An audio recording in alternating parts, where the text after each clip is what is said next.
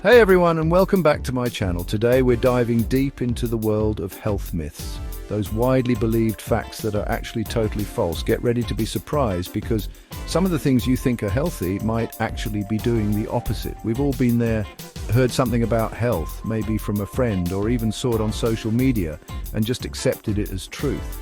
But what if I told you that many of these common beliefs are based on misinformation?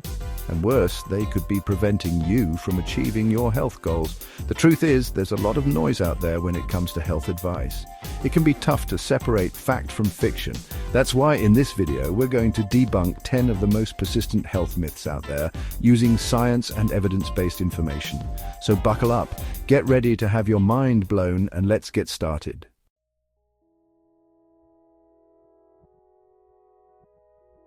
Okay, let's kick things off with a classic. How many times have you heard that eating eggs, especially the yolks, will raise your cholesterol? It's almost instinctual to order that egg white omelette, right? This myth has been around forever, but it's time to lay it to rest. For years, eggs were demonized because of their cholesterol content. But here's the thing. Dietary cholesterol, the kind you eat, doesn't directly translate to high cholesterol in your blood. Your body actually regulates cholesterol levels quite effectively on its own. Multiple studies have now shown that moderate egg consumption doesn't negatively impact cholesterol levels for most people. In fact, eggs are a nutritional powerhouse packed with protein, vitamins like B12 and D, and choline, which is important for brain health. So, unless your doctor has specifically advised you to limit eggs due to a pre-existing condition, go ahead and enjoy that yolk. It's where a lot of the good stuff is.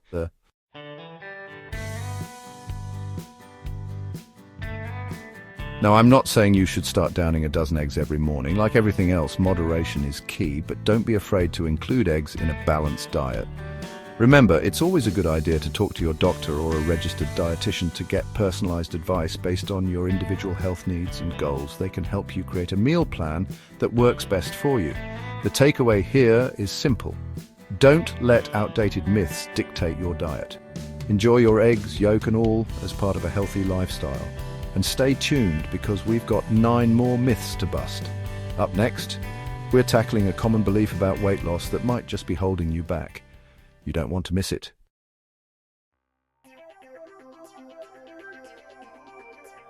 Let's talk about a myth that's particularly popular in the fitness world.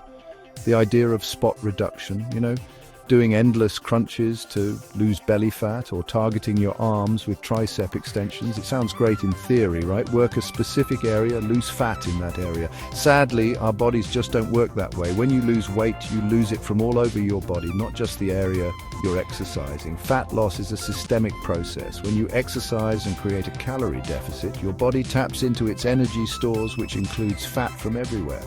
Where your body tends to lose fat first is largely determined by genetics. So, while those crunches will definitely strengthen your core, they won't magically melt away belly fat in isolation. The same goes for any other exercise targeting a specific body part. Don't get discouraged though. This doesn't mean you shouldn't work out specific muscle groups. Building muscle is incredibly beneficial for your overall health and metabolism. The key to fat loss is a combination of a balanced diet, regular exercise that includes both cardio and strength training, and consistency over time. It's not about quick fixes or targeted miracles. Remember, sustainable weight loss and a healthy body composition are achieved through a holistic approach. Focus on creating healthy habits that you can maintain long-term. Next up, we're debunking a myth about something you probably encounter every single day.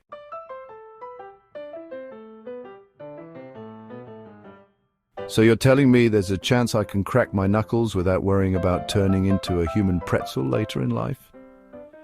That's right, folks. This myth has been around forever, probably because that popping sound just screams damaging. But let's break down what's really happening in there. That popping sound isn't bones grinding against each other. It's actually gas bubbles, specifically nitrogen, forming in the synovial fluid that lubricates your joints. When you stretch or bend your finger, you change the pressure in the joint, causing these bubbles to rapidly form and collapse, creating that satisfying, or annoying depending on who you ask, popping sound. Now, while cracking your knuckles isn't going to give you arthritis, there is some research suggesting that habitual knuckle crackers might experience slightly reduced grip strength and a higher likelihood of hand swelling However, this doesn't mean you're doomed if you enjoy a good knuckle crack every now and then. It's all about moderation, people. If you're experiencing pain or discomfort when you crack your knuckles, that's a different story. That's your body's way of saying, hey, maybe lay off the joint manipulation for a bit. Listen to your body, and if you have any concerns, don't hesitate to chat with your doctor or a physical therapist. A study published in the Journal of the American Board of Family Medicine followed over 200 people for years, comparing those who regularly cracked their knuckles to those who didn't. Guess what they found? No significant difference in the rates of arthritis between the two groups. Another study, this one from the Annals of the Rheumatic Diseases, looked at hand x-rays of people who were long-term knuckle crackers. They found no evidence of increased joint damage compared to those who abstained from the habit. So the next time someone tries to tell you that cracking your knuckles is like signing a contract for arthritis, you can hit them with some science. Of course, more research is always a good thing, but the evidence we have now suggests that this myth is more about noise than actual harm. Just remember, everyone's body is different, and what works for one person might not work for another. If you have any concerns about your joint health, always consult with a healthcare professional. And hey, if you're worried about annoying your friends with your knuckle-cracking symphony, maybe try some quieter ways to relieve joint tension, like stretching or gentle exercises. Your friends will thank you, and your joints will be just fine.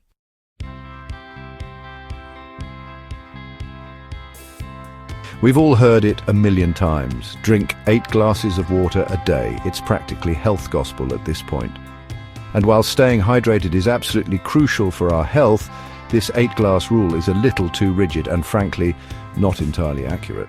The truth is, our individual hydration needs vary greatly depending on a whole bunch of factors like our activity level, climate, overall health, and even our body size. Someone who's constantly on the move and sweating buckets in a tropical climate is going to need way more fluids than someone who's chilling indoors on a chilly day. Plus, we get fluids from more than just plain water. Fruits and vegetables, especially those with high water content like watermelon and cucumbers, contribute to our daily intake. Even other beverages like milk, juice, in moderation of course, and yes, even coffee and tea can help keep us hydrated. The best gauge for hydration isn't a magic number of glasses, but rather your body's own signals. Feeling thirsty? That's your body's way of telling you it needs fluids. Another good indicator is the color of your urine. If it's pale yellow or clear, you're likely well hydrated. If it's darker yellow, it's time to grab your water bottle. Now, this doesn't mean you should wait until you're parched to take a sip. It's always a good idea to sip on water throughout the day, especially before, during, and after exercise. But the key takeaway here is to listen to your body. It knows what it needs. And remember, if you're ever unsure about your hydration needs, don't hesitate to chat with your doctor. They can help you figure out a hydration plan that's right for you.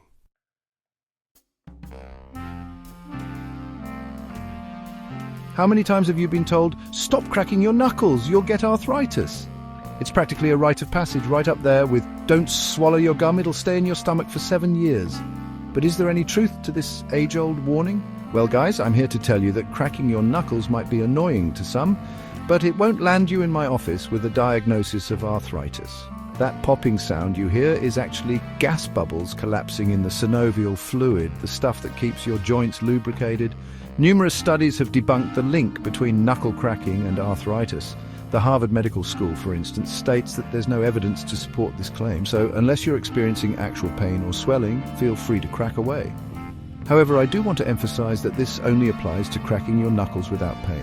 If you're experiencing discomfort or any other unusual symptoms, it's crucial to consult a doctor to rule out any underlying conditions. Now, while knuckle cracking itself isn't the culprit behind arthritis, there are some real risk factors you should be aware of. These include age, genetics, previous joint injuries, and even obesity.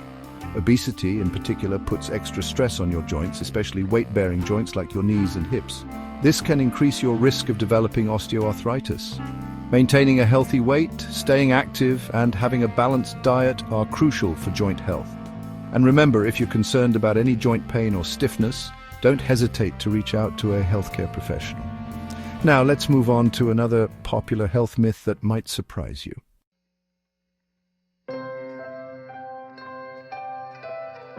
We've all heard it a million times. Drink 8 glasses of water a day. It's ingrained in our minds as the golden rule of hydration. But guess what? This one-size-fits-all approach to water intake is a bit of a myth.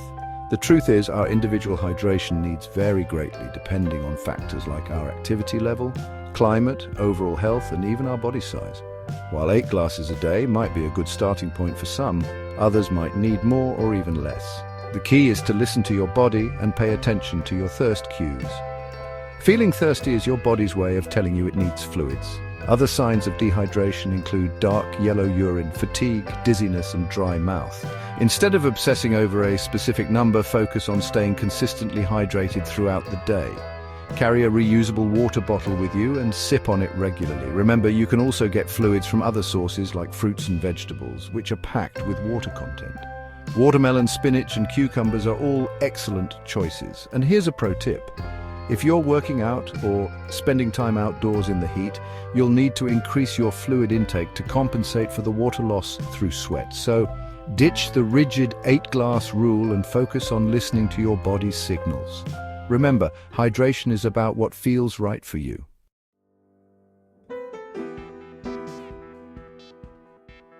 For years, fat has been demonized as the enemy of a healthy diet. We were told to avoid it like the plague, opting for low-fat or fat-free alternatives.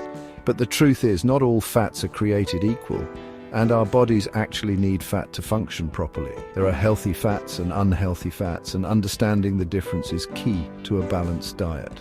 Unhealthy fats like trans fats and excessive amounts of saturated fats can raise your cholesterol levels and increase your risk of heart disease. These are the fats we want to limit.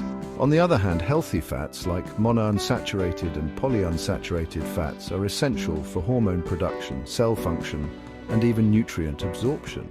So where can you find these healthy fats? Avocado, nuts, seeds, olive oil, and fatty fish like salmon are all excellent sources of heart-healthy fats. Incorporating these foods into your diet can actually have numerous health benefits, including improving cholesterol levels, reducing inflammation, and even supporting brain health. Remember, it's all about balance and moderation. Don't be afraid of healthy fats. They're an essential part of a nutritious diet and can contribute to your overall well-being. Now let's move on to the next myth and bust it wide open.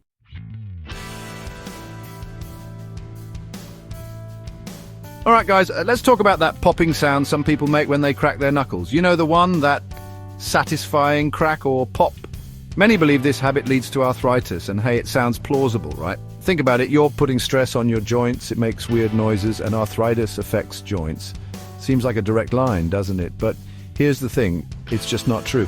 Numerous studies have debunked this myth. The popping sound actually comes from gas bubbles forming in the synovial fluid, the stuff that lubricates your joints. It's not bone grinding on bone. So, while cracking your knuckles excessively might not be the most polite habit at the dinner table, rest assured it's not going to give you arthritis. Now, I know some of you might be skeptical. You swear your grandma always said knuckle cracking was bad news, but trust me, the science is solid on this one. Arthritis is a complex condition with various causes, including genetics, age, and previous injuries. It's not caused by a little bit of knuckle cracking. So what can you do to keep your joints healthy? Focus on a balanced diet, regular exercise, and maintaining a healthy weight. These are the real factors that make a difference in joint health. And hey, if you're worried about your joints, talk to a doctor. We're here to help you separate fact from fiction and keep you feeling your best.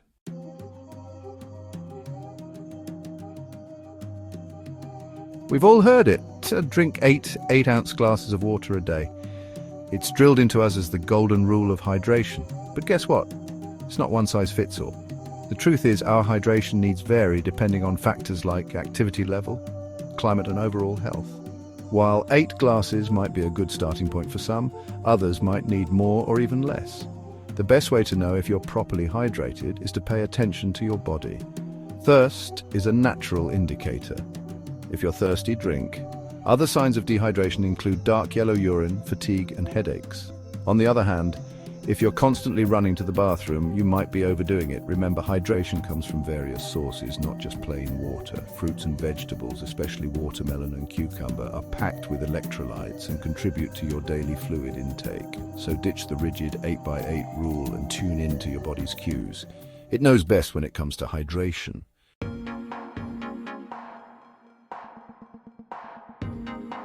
Well, there you have it. 10 common health myths debunked. From the harmless act of cracking your knuckles to the misleading 8-glass water rule, we've tackled some persistent misconceptions about our health. Remember that shocking myth about how mention one of the most surprising myths from the previous chapters? It just goes to show how easily misinformation can spread. That's why it's crucial to be critical of what we hear, even if it sounds convincing. Share this video with your friends and family so they, too, can separate fact from fiction when it comes to their health. Let's spread knowledge, not myths. And if you're hungry for more evidence-based health information, hit that subscribe button and turn on notifications for healthy secrets. We've got a lot more myth-busting and health tips coming your way. In fact, in our next video, we're diving into 10 mistakes that ruin your health without you knowing it. You won't want to miss it. Don't forget to check out the description box for links to natural and healthy products that can support your well-being. Stay curious, stay healthy, and I'll see you in the next video.